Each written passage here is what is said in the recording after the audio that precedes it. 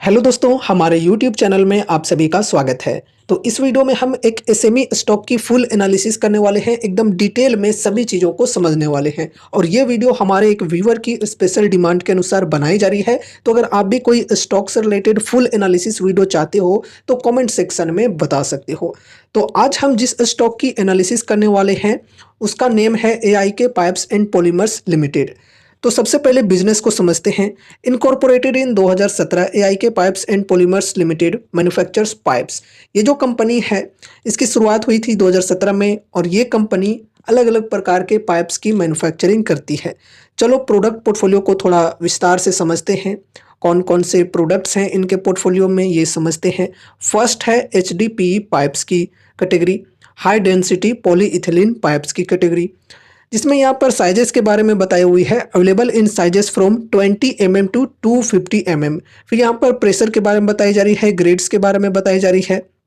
And उसके बाद next segment है HDPE sprinkler system, includes HDPE coupled pipes, fittings and accessories for irrigation used for spraying water through nozzles.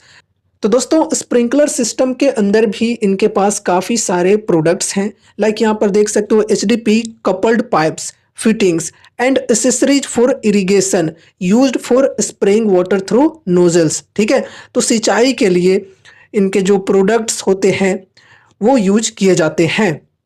And उसके बाद next segment है MDPE pipes की, यानी कि मीडियम डेंसिटी पॉलीइथिलीन पाइप्स की, supplied in diameters from 20 mm to 250 mm and available in coil sizes of 250 meter, 500 meter and 1000 meter।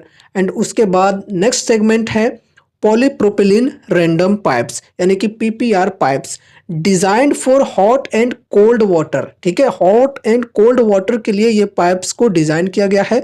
Suitable for plumbing and other applications like air distribution and radiant heating. ठीक है, तो ये है इनके products की portfolio. और यहाँ पर देखो इमेजेस के माध्यम से भी थोड़ा समझ लो। ठीक है, ये है इनके products, HDPE pipe and coils यहाँ पर देख सकते हो। फिर यहाँ पर HDPE स्प्रिंकलर सिस्टम एंड उसके बाद यहाँ पर MDPE पाइप्स, PPR पाइप्स, ये सब हैं। ठीक है, अब यहाँ पर यूजर इंडस्ट्रीज को समझते हैं, मतलब इनके जो प्रोडक्ट्स हैं वो कौन कौन से इंडस्ट्रीज में यूज होते हैं ये समझते हैं। तो देखो वाटर डिस्ट्रीब्यूशन के अंदर, गैस ट्रांसमिशन के अंदर, सेवरेज सिस्टम के अंदर एंड टेलीकॉम सेक्टर में। ठीक है, तो ये सारे इंडस्ट्रीज में इनके प्रोडक्ट्स की डिमांड्स होती हैं। एसोसिएट्स के अंदर देखो काफ़ी बड़े बड़े कंपनीज हैं, like Indian oil, Reliance industries, ये सब चीज़ें हैं यहाँ पर। ठीक है, एंड उसके बाद रेवेन्यू ब्रेकअप को डिस्कस करते हैं। ये FY24 के अकॉर्डिंग है। तो इसके अंदर देखो HDPE पाइप 75 mm की, तो इससे जो रेवेन्यू इनकी आती है ये मेजर रेवेन्यू आती है। FY24 की ये रेवेन्यू रही है अप्रोक्सीमेटली 42% की। ठीक है, HDPE पाइप 75 mm वाले, ठीक है, इससे यहाँ पर रेवेन्यू इतनी परसेंट की रही है। फिर HDPE pipe 90 mm approximately 22%, HDPE pipe 110 mm, इसमें अप्रोक्सीमेटली 10%। एंड उसके बाद HDPE पाइप 75 mm P100, इसमें अप्रोक्सीमेटली 5%। एंड उसके बाद HDPE पाइप 90 mm 5%। इस प्रकार से यहाँ पर देखो रेवेन्यू ब्रेकअप सभी पाइप्स की कैटेगरीज में बताई हुई है। और मेजर जो इनकी रेवेन्यू रही है वो इस पाइप के सेगमेंट से रही है। ठीक है, FY24 में। अब यहाँ पर हम ऑर्डर बुक को डिस्कस करते हैं। इन FY24 company has a total order in hand approximately Rs 70 crore from multiple clients. Average execution period of such an order book is approximately 9 to 12 months in the past. तो देखो दोस्तों ये FY24 के according बताई जा रही है कि मल्टीपल क्लाइंट से इनके पास जो ऑर्डर्स रहे हैं ये अप्रोक्सीमेटली 70 करोड़ के रहे हैं। अब देखो गाइज ये जो अमाउंट है हो सके तो आपको कम लगे, लेकिन मैं आपको बताना चाहूँगा कि जिस प्रकार की ये कंपनी है, जितनी छोटी ये कंपनी है, उस प्रकार से ये जो ऑर्डर है ये कम नहीं है, बहुत ही बढ़िया है। ठीक है, जितनी ऑर्डर बुक ये आप लोग देख रहे हो लगभग इतने की ही मार्केट कैप भी है कंपनी की। सोच सकते हो कितनी छोटी कंपनी है भाई। एंड यहाँ पर देखो एग्जीक्यूशन पीरियड के बारे में बताई हुई है, पास्ट में 9 to 12 मंथ्स रहा है इनका। ठीक है, ऑर्डर बुक को कंप्लीट करने में। एंड उसके बाद यहाँ पर कैपेक्स को डिस्कस करते हैं। इन FY24 the company initiated new capital expenditure using IPO proceeds set to be completed in H1 FY25. This expansion will boost production capacity by approximately 25%, potentially generating an additional Rs 100 crore in revenue. देखो दोस्तों, company की IPO आई थी FY24 के अंदर ही, जिसमें company IPO के जरिए जो फंड जुटाई थी उसे कैपिटल एक्सपेंडिचर के तौर पे यूज की है। और यहाँ पर जो अपनी प्रोडक्शन कैपेसिटी है उसे बढ़ाई है। H1 FY25 में ये जो प्रोडक्शन कैपेसिटी है, जो कैपिटल एक्सपेंडिचर है, वो कंप्लीट हो चुकी है। ठीक है, और यहाँ पर इस कैपिटल एक्सपेंडिचर के माध्यम से इनकी जो प्रोडक्शन कैपेसिटी है वो अप्रोक्सीमेटली 25% तक बढ़ेगी, जो कि इनके रेवेन्यू में एडिशनली 100 करोड़ की एडिंग देगी, मतलब कंट्रीब्यूशन देगी। ठीक है, चलो बढ़िया है। अभी हमने इनके बिजनेस को काफ़ी बारीकी से समझा, बिजनेस देखा जाए तो चलो ठीक है। अब चलो यहाँ पर हम फंडामेंटल रेशियोज को समझते हैं। देखो दोस्तों, जैसा कि आप सभी को हमने शुरू में ही कहा कि ये जो कंपनी है एक SME कंपनी है, तो यहाँ पर डेफिनेटली कंपनी की जो मार्केट कैप है ये कम होगी, लेकिन यहाँ पर बहुत ही कम है मार्केट कैप भाई। देख सकते हो यहाँ पर मार्केट कैप सिर्फ और सिर्फ 72.2 करोड़ की है, काफ़ी छोटी कंपनी है भाई। स्टॉक पी 25.8 की, इंडस्ट्री पी 36.8 की। तो इंडस्ट्री पी के कंपैरिजन में स्टॉक की पी थोड़ी कम है, चलो ठीक है। पीज रेशियो की डेटा अवेलेबल नहीं है। ROC 23%, ROE 24.8%, बढ़िया है। प्रमोटर्स होल्डिंग 73.5%, प्लेज परसेंटेज 0 है, चलो बढ़िया है। करेंट प्राइस 114 की, 52 वीक हाई 170 और लो है 96.5 की। बुक वैल्यू 35.8 की। डेप्ट है 8.28 करोड़ की और डेप्ट इक्विटी 0.36 की, ये भी चलो ठीक है। फ्री कैश फ्लो यहाँ पर माइनस में -11.9 crore. Dividend yield 0%, face value 10 रुपये की, EPS है 4.4 रुपये की। ओवरऑल फंडामेंटल रेशियोज की बात करें तो बढ़िया है, वैल्यूएशन भी फिलहाल ठीक ठाक है। एंड उसके बाद यहाँ पर हम प्रॉफिट एंड लॉस स्टेटमेंट को डिस्कस करते हैं। सेल्स की बात करेंगे फर्स्ट ऑफ ऑल, तो पिछले कुछ सालों में बढ़िया कंसिस्टेंसी यहाँ पर हमें देखने को मिली है। 2020 से लेकर TTM तक की बात करेंगे तो देखो लगातार यहाँ पर इनकी जो सेल्स हैं ये बढ़ी हैं। 6.36 करोड़, 10.08 करोड़, 20.42 करोड़, फिर 30.48 करोड़, फिर यहाँ पर 37.27 करोड़। TTM में यहाँ पर डिक्लाइन हुई है हल्की। ठीक है, अब यहाँ पर नेट प्रॉफिट को डिस्कस करेंगे तो नेट प्रॉफिट के अंदर भी उसी प्रकार से हमें कंसिस्टेंसी देखने को मिल रही है। ठीक है, 18 लाख, 26 लाख, 88 लाख, फिर 1 करोड़ 83 लाख, फिर 3 करोड़ 41 लाख। एंड उसके बाद TTM में जैसे कि हमने देखा कि सेल्स के अंदर भी डिक्लाइन हुई है, तो प्रॉफिट्स के अंदर भी डिक्लाइन होते हुए देखने को मिल रहे हैं 2 करोड़ 80 लाख। ठीक है, तो यहाँ पर कंसिस्टेंसी की ओवरऑल बात करें तो बढ़िया हमें देखने को मिली है पिछले कुछ सालों में। अब यहाँ पर हम compounded sales growth and profit growth की परसेंटेज को डिस्कस करेंगे। तो देखो ज़्यादा डेटा तो अवेलेबल नहीं है, पास्ट 3 ईयर्स एंड TTM की डेटा अवेलेबल है। कंपाउंडेड सेल्स ग्रोथ की बात करें तो बढ़िया यहाँ पर परसेंटेज हमें देखने को मिल रही है, पास्ट 3 ईयर्स में 55% एंड TTM में 22%। एंड उसके बाद कंपाउंडेड प्रॉफिट ग्रोथ की बात करें तो यहाँ पर भी बढ़िया परसेंटेज में है, पास्ट 3 ईयर्स में ट्रिपल डिजिट्स के साथ है 136% एंड TTM में 86%। स्टॉक प्राइस AGR की डेटा यहाँ पर अवेलेबल नहीं है। एंड उसके बाद यहाँ पर रिटर्न ऑन इक्विटी की बात करें तो ये भी बढ़िया है, 32% और 25%, चलो ठीक है। अब यहाँ पर बैलेंस शीट को डिस्कस करेंगे। तो बैलेंस शीट के अंदर हम first of all cash reserve की बात करें तो कैश रिजर्व ही कंपनी की लगातार यहाँ पर बढ़ते हुए हमें देखने को मिल रहे हैं और फिलहाल इनके पास 16.4 करोड़ के कैश रिजर्व हैं। और उसी प्रकार से इनके पास जो बोरोइंग्स हैं वो भी बढ़े हैं और फिलहाल यहाँ पर बोरोइंग्स है 8.28 करोड़ की, लेकिन कैश रिजर्व की तुलना में बोरोइंग्स कम है, चलो ठीक है। एंड उसके बाद यहाँ पर हम टोटल एसेट्स को डिस्कस करते हैं। तो एसेट्स भी लगातार इनके बढ़ते जा रहे हैं, यहाँ पर आप लोग जैसा कि देख सकते हो, ठीक है। और फिलहाल 34.26 करोड़ के एसेट्स हैं कंपनी के पास। चलो बढ़िया है। अब यहाँ पर नेक्स्ट है share holding pattern. Share holding pattern के अंदर हमें क्या देखने को मिल रहा है कि ज़्यादा कोई यहाँ पर नहीं है, सिर्फ प्रोमोटर्स एंड पब्लिक है। प्रोमोटर्स की होल्डिंग यहाँ पर 73.47% है और बाकी जो होल्डिंग्स बचा ये पब्लिक के पास है। अब देखो भाई, इतनी छोटी कंपनी है तो इनके अंदर मतलब आमतौर पे हमें इंस्टीट्यूशंस की होल्डिंग कम ही देखने को मिलती है या फिर नहीं देखने को मिलती है, तो वो चीज़ें यहाँ पर हमें देखने को मिल रही है, ठीक है। तो ये समझ कर चलो पहले। एंड प्रोमोटर्स की होल्डिंग ओवरऑल यहाँ पर हम बात करें तो काफ़ी बढ़िया है फिलहाल। अब यहाँ पर एक चीज़ और पहले डिस्कस कर लेते हैं, उसके बाद टेक्निकल्स को डिस्कस करेंगे। देखो दोस्तों, ये जो कंपनी एक एसएमई कंपनी है, तो अब यहाँ पर अगर आपको इंटरेस्ट लग रहा है और यहाँ पर बाइंग को इच्छुक हो, तो सबसे बड़ी यहाँ पर बात यह है कि आप 1-2 शेयर्स नहीं बाइंग कर पाओगे। यहाँ पर आपको एक लॉट खरीदना होगा जिसमें 800 शेयर्स आपको खरीदने पड़ेंगे।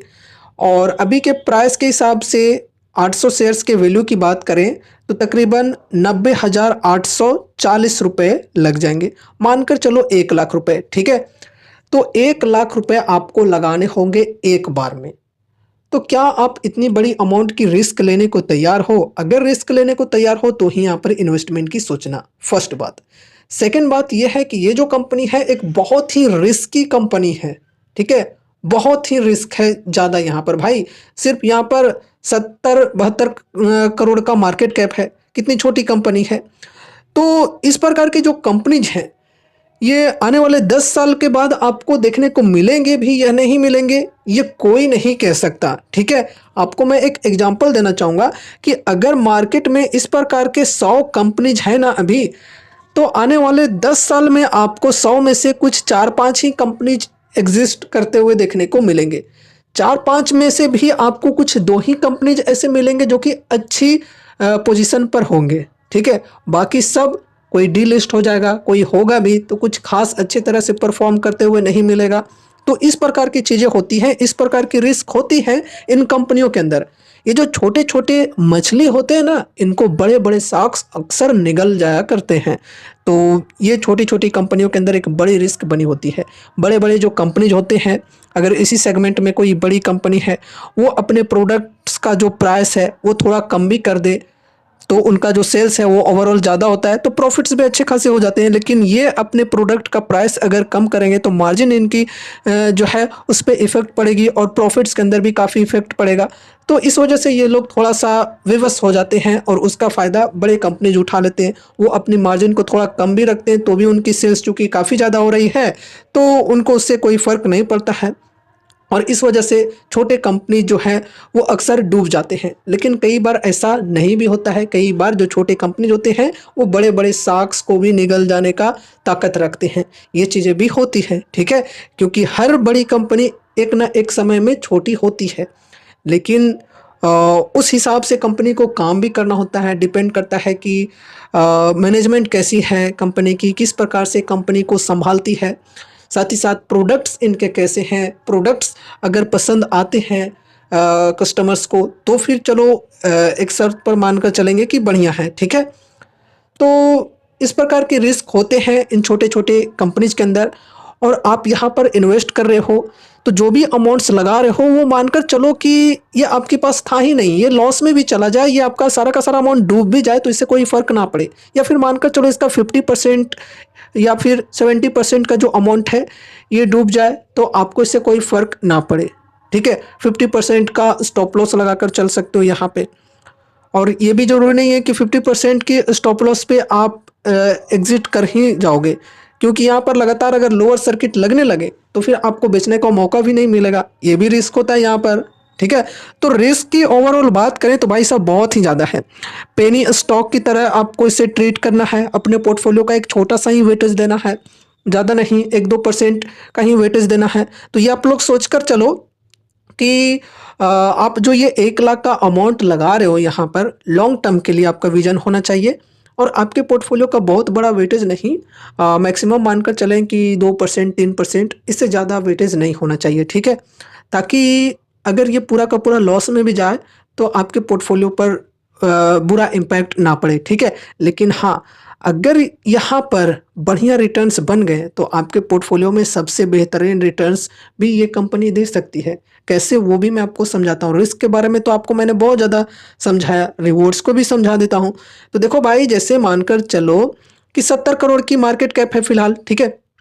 और यहाँ पर अभी के टाइम पे अगर हम लोग 1 लाख का अमाउंट लगा देते हैं, ठीक है, और कंपनी की मार्केट कैप बढ़कर कंपनी अच्छे तरीके से काम करते जाती है और इनकी मार्केट कैप दोगुनी हो जाती है, यानी कि 140 करोड़ की हो जाती है, तो भी क्या कंपनी बहुत बड़ी हो जाएगी? बिल्कुल नहीं।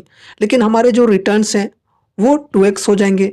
यहाँ पर 1 लाख का जो अमाउंट है ये 2 लाख बन जाएगा, ठीक है। इसी प्रकार से हम 10 गुना मानकर चलते हैं। 70 करोड़ की मार्केट कैप जो है ये अगर 700 करोड़ की बन जाती है, ठीक है, तो हमारे जो रिटर्न्स हैं वो भी 10x हो जाएंगे, ठीक है। यानी कि 1 लाख का जो अमाउंट है वो 10 लाख बन जाएगा। इसी प्रकार से एक और यहाँ पर एग्जांपल ले लेते हैं। अगर मानकर चलो 70 करोड़ का मार्केट कैप है, ये 100 गुना से बढ़ जाता है, ठीक है, 100 गुना। ये बहुत ही बड़ी बात है किसी कंपनी के लिए इस प्रकार की ग्रोथ देना, लेकिन फिर भी एग्जांपल्स आपके साथ मैं शेयर कर देता हूँ। 100 गुना से बढ़ जाती है तो मार्केट कैप इनकी हो जाएगी 7,000 करोड़ की। फिर भी कंपनी जो है ये छोटी ही रहेगी, लेकिन हमारे जो रिटर्न्स हैं वो 100x हो जाएंगे भाई, मतलब 100 गुना। अब यहाँ पर 1 लाख का अमाउंट हमने लगाया था, तो 7,000 करोड़ की मार्केट कैप अगर हो जाती है आगे चलकर, तो हमारे जो 1 लाख के अमाउंट्स हैं वो 1 करोड़ बन जाएंगे भाई, 1 करोड़। और मार्केट कैप कितनी हुई है? 7,000 करोड़ तक ही हुई है, ठीक है। अभी भी कंपनी स्मॉल कैप ही है, काफ़ी छोटी कंपनी है, लेकिन रिटर्न्स यहाँ पर कैसे बने हमारे? 1 लाख का अमाउंट 1 करोड़ बन गया है। तो इस प्रकार से रिवॉर्ड्स की भी चांसेज होती है। अब देखो, यहाँ पर हम ये नहीं मानकर चल रहे हैं कि ये जो कंपनी है ये ब्लू चिप टाइप की बन गई है। ये भी हम अगर मान रहे हैं कि 100 गुना अगर मार्केट कैप हो जाए तो ये भी बहुत ही बड़ी बात है, ठीक है। इतना अगर हो जाए तो ये भी हमारे लिए बहुत ही बढ़िया है। और इतना क्या कहूँ यार, 70 करोड़ से बढ़कर मतलब 500 करोड़ तक भी अगर पहुंच जाए तो वो भी बहुत ही बेहतरीन होगी भाई, बहुत ही बेहतरीन होगी, है ना। तो इस प्रकार से रिटर्न्स यहाँ पर बढ़िया बन सकते हैं। हम ये नहीं कहेंगे कि ये जो कंपनी आने वाले समय में टीसीएस इन्फोसिस टाइप की बन जाए, ठीक है। इतनी भी अगर मार्केट कैप पहुंच जाए तो यहाँ पर बढ़िया रिटर्न्स बन सकते हैं। तो इस प्रकार की रिवॉर्ड्स के भी चांसेज होते हैं। रिस्क एंड रिवॉर्ड्स दोनों हमने आप सभी के साथ शेयर कर दिए हैं। अब यहाँ पर आपको अगर इन्वेस्टमेंट करना है तो यहाँ पर अभी कैसी अपॉर्चुनिटीज मिल रही है ये हम लोग समझ लेते हैं। दोस्तों, 52 वीक हाई के लेवल से करेंट प्राइस तक की बात करें तो तकरीबन यहाँ पर 30% से भी ज़्यादा की डिस्काउंट अवेलेबल है। तो मार्जिन ऑफ सेफ्टी के हिसाब से अगर हम बात करें तो डिस्काउंट ओवरऑल ठीक ठाक यहाँ पर मिल रही है, बढ़िया है। लेकिन इसका मतलब ये नहीं कि अब यहाँ से स्टॉक के अंदर गिरावट आएगी ही नहीं। नहीं भाई, ऐसी बात नहीं है। ये जो पैनिक कंपनीज होते हैं इनके अंदर जब गिरावटें स्टार्ट होगी ना तो कोई रोक भी नहीं पाएगा यार, लगातार गिरते ही चले जाएंगे। तो ये नहीं कह सकते कि यहाँ पर अब इतनी गिरावट आई है अब इतना ही रहेगा और ज़्यादा नहीं गिरेगा, ठीक है। लेकिन डिस्काउंट यहाँ पर ठीक ठाक मिल रही है, तो आप चाहो तो यहाँ पर बाइंग कर सकते हो। अब देखो, किन्हीं को अगर टेक्निकल्स के हिसाब से बाइंग करनी है तो क्या कर सकते हैं। यहाँ पर देखो, एक रेजिस्टेंस की लेवल है 114 की, और इसी रेजिस्टेंस के पास है फिलहाल प्राइस 113 की प्राइस है। तो यहाँ पर आप चाहो तो इस रेजिस्टेंस के ब्रेकआउट के बाद एंट्री ले सकते हो, या फिर जो नेक्स्ट रेजिस्टेंस है यहाँ पर 122 की, इसके ब्रेकआउट के बाद एंट्री ले सकते हो, ठीक है। तो ब्रेकआउट के बाद यहाँ पर आप लोग चाहो तो एंट्री ले सकते हो। साथ ही साथ अगर आप लोग चाहते हो कि नहीं मैं थोड़ा सा और नीचे बाइंग करूँगा इस सपोर्ट के लेवल पे, क्योंकि यहाँ पर 114 की रेजिस्टेंस है, यहाँ से अगर प्रॉफिट बुकिंग हो जाती है तो स्टॉक में यहाँ पर रीटेस्ट देखने को मिल सकता है। 103 के सपोर्ट पर फिर से प्राइस आ सकता है, तो यहाँ पर मैं बाइंग करूँगा, तो उस हिसाब से भी बाइंग कर सकते हो, ठीक है। तो टेक्निकल्स के हिसाब से क्या क्या आपके पास ऑप्शंस हैं वो भी हमने आप सभी के साथ शेयर किए, और मार्जिन ऑफ सेफ्टी के हिसाब से डिस्काउंट्स कैसे अवेलेबल हैं वो भी हमने आपके साथ शेयर किए। अब जो भी ऑप्शन आपको ठीक लगता है उस अनुसार बाइंग कर सकते हो। अब देखो दोस्तों, एक सबसे ज़रूरी बात कि ये कोई कॉल टिप या रिकमेंडेशंस नहीं है। यहाँ पर हमने जो भी चीज़ों को डिस्कस किया है वो सिर्फ और सिर्फ एजुकेशनल पर्पज से किया है। तो इसलिए इस वीडियो को देखने के बाद अगर आपको कुछ भी इंटरेस्ट लगता है तो फिर आपको अपने तरफ से भी कुछ स्टडी एंड एनालिसिस करनी है, ठीक है। और अगर आपके फाइनेंशियल एडवाइजर्स हैं तो उनसे एक बार कंसल्ट जरूर से करना है कोई भी डिसीजंस लेने से पहले। तो उम्मीद है कि ये वीडियो आपके लिए कुछ यूजफुल साबित हुई होगी, और ये वीडियो अगर आपको पसंद आई तो इसे लाइक करके चैनल को सब्सक्राइब कर देना, और मिलते हैं अगले नए वीडियोज के साथ। तब तक के लिए बाय बाय।